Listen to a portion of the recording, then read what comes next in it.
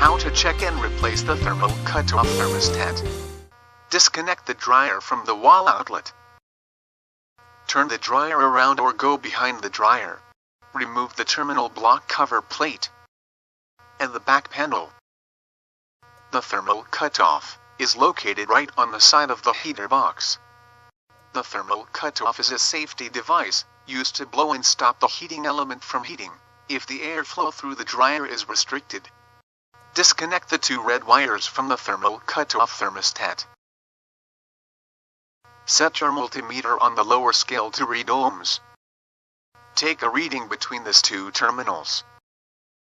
The reading should be close to 0 ohms.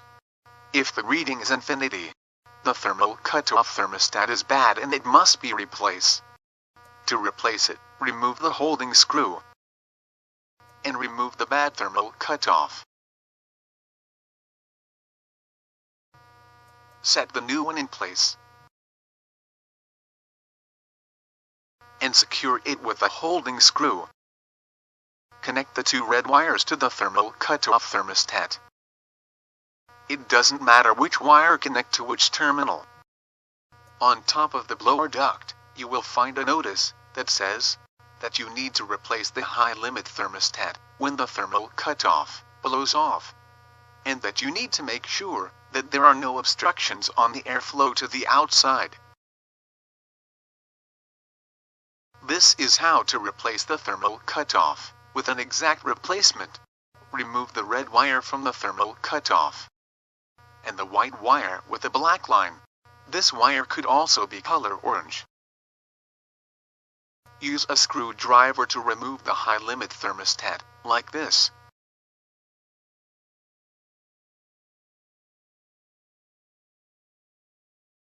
Install the new high limit thermostat.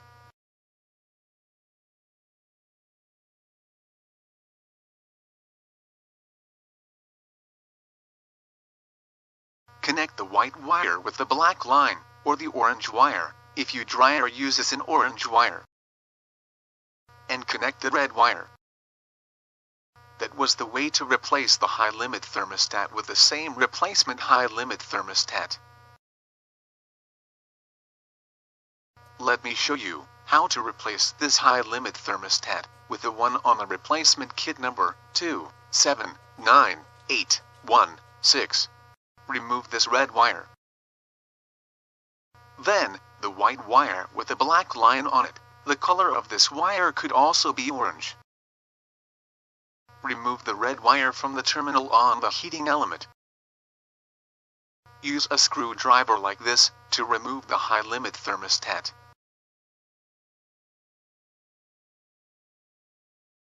Set the new high limit thermostat in place and secure it with the two holding screws. Cut the quick disconnect terminal on the white wire with the black line on it. Strip the end of the wire. Crimp or solder this terminal to the wire. Connect the white wire with the black line to this terminal on the new high limit thermostat. Connect this red wire from the old high limit thermostat to this terminal on the new high limit thermostat. Connect this terminal of this jumper wire that came with the replacement kit to this terminal on the heating element, and the other terminal of the jumper wire to the terminal on the white wire with the black line. Connect this red wire to this terminal on the heating element. Install the back panel and the terminal block cover plate.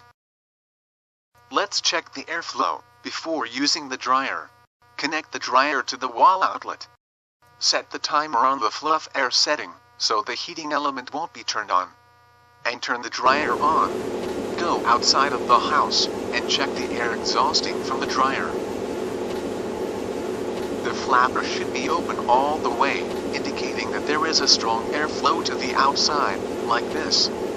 If the flapper is not opening all the way, that is an indication that there is a restriction somewhere on the hose or the blower wheel.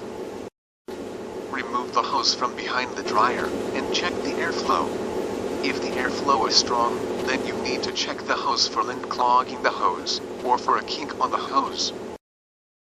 If the airflow is weak, then you need to check inside the blower wheel for lint clogging the air duct. If the airflow is good to the outside, then you should be all set to use the dryer. That was the way to check and replace the thermal cutoff thermostat.